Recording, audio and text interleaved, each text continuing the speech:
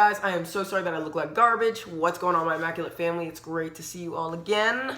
I just want to do a little reflection on yesterday. I know you guys got to see me in one of my worst elements, complaining about my future husband. However, I wanted you guys to get the reflection that I promised in the bio. Well, I didn't promise it, I suggested it. But a lot of the comments were just, like, you have different attachment styles, you guys are going to get through this, whatever, just really good support, and I appreciate that. But you guys need to know, this was not at all a fight. This was a disagreement and a misunderstanding of feelings. That's not a fight. We don't fight. Like, that's not who we are. We both care about each other so much, we always put that stuff behind us, but we both have such big pride and egos that we tend to butt heads a lot. But when we butt heads, we both know it's for the better if we both just calm down, take a step back, and then breathe. Because we're so radical that both of us are the type to be like, well, if you don't want to be with me, then just leave. And then the other person would leave, and then the other person would be too sad to put their pride aside to apologize, and then we would end up not being together for the rest of our lives. Because that's how strong our prides are. I will always bend for him. I mean, I'm not saying always, like literally always, but I'm just saying I would never let a fight or a disagreement jeopardize what we have because it's so special. I know I can only describe it to you guys, but seriously, if you saw the way we were, you can literally feel the intimacy. You can feel the connection when you're in our presence. So with that being said, you guys, I don't want you to think negatively of him. I can share plenty of great story times. This is literally one of the 5 times we've ever gotten to a disagreement, and it's always about the same thing. It's just about his priorities being different from mine, and the only reason we talk about our priorities so much is because we want to live together, we want to be together, so we have to get our differences out now before we make those jumps and those assessments. So with that being said, guys, the conclusion of the fight was just that, remember I told you guys, I texted him, what's the reason you don't want to hang out? And then he said, he didn't respond, he posted on Instagram. So I called him out and I said, you posted on Instagram and ignored me? That's hilariously annoying. And then he said, sorry, baby. And I said, no, you're not sorry, because if you were sorry, you wouldn't have done it. And he said, you're right, I just forgot. And I said, I don't think you forgot, I think you're just being an asshole, you're being mean, excuse my language.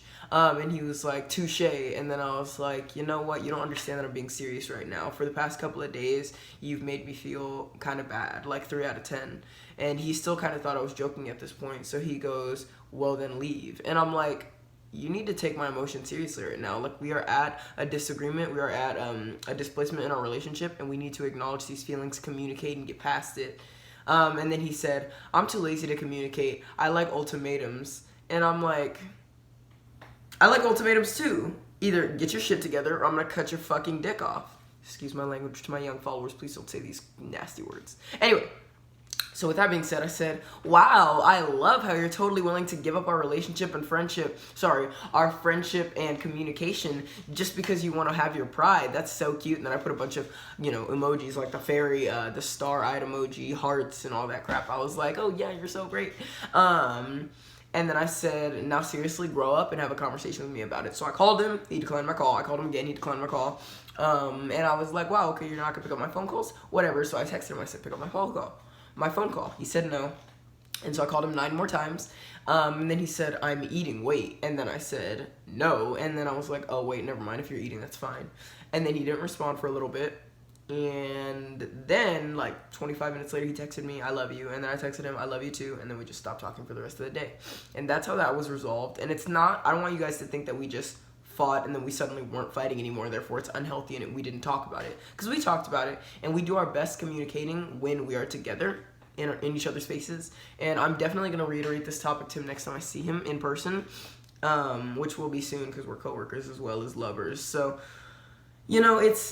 it's always good with us, and I don't want you guys to think that there's anything negative going on. Seriously, we always have a great time. We always get past these disagreements, these strifes. But at the end of the day, I just felt like he cared more about other things than me. But in my eyes, when you love somebody, somebody's your soulmate, your twin flame, you would go to the ends of the earth for them.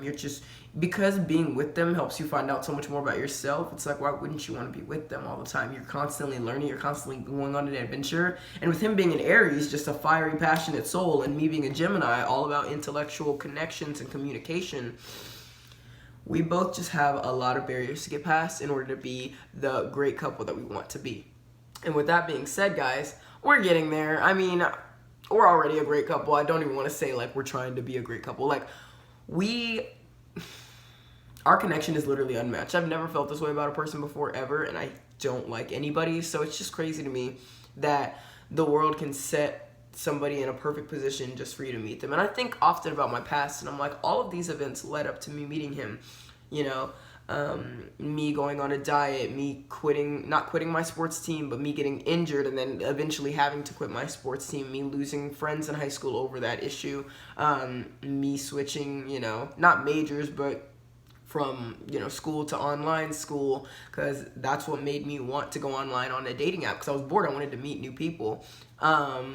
And, you know, how was he supposed to know that I was in San Antonio? Like, he came from South Carolina and moved down to Texas literally this year. Like, I would not have met him if anything had gone left, if I hadn't decided to download that app. That's why I believe fate exists. That's why I believe in destiny or a pre-written path. I feel like, yes, in real time we can make our decisions, but I feel like those decisions have already been written out by the universe, and it's just up to good karma and bad karma to shape the rest of it. With that being said, you guys, he texted me this morning as well, about an hour ago. We both wake up at 5 or 6 a.m., but he texted me at 8 a.m. good morning. That's how I know he's not mad at me, and that's how I know he was overreacting, because he's always the first to apologize and or say I love you. So, you know, we both are unyielding forces, which is going to make our relationship extremely hard-headed and tough, but if it's not tough, it's not fun. And I live by that. So thanks for staying for my little update. I know the story time was extremely long. If you guys want to hear more positive story times about him, literally have a million. Like, we are stupid mother truckers. Okay, you guys? So if you want some immaculate vibes, enjoy this immaculate pencil holder, because I don't have a candle right now. So with that being said, you guys, I love you all so, so much. I really appreciate all of you. I just hit 100K on TikTok. Can y'all believe that? That's crazy. So congratulations to y'all for doing that for me. Thank you. And then, you know, go support the Instagram. I'm trying to get people to vote for Jo Jorgensen, the Libertarian president, because she is a great candidate. Go to joj2020.com. Check out her policies. She wants minority equality. She totally wants to bring home the troops. She doesn't want any wars. She's trying to fix the economic recession. Please go take a look at her. Even if you don't vote for her, just spread the word. Anyway, with that being said, you guys, I'm finna bounce. I might make a story time right after this if, you know, the nice lighting permits it, but there's not really good lighting in here because I never turn that lamp on. So with that being said, you guys, I love you, and I will see you next time.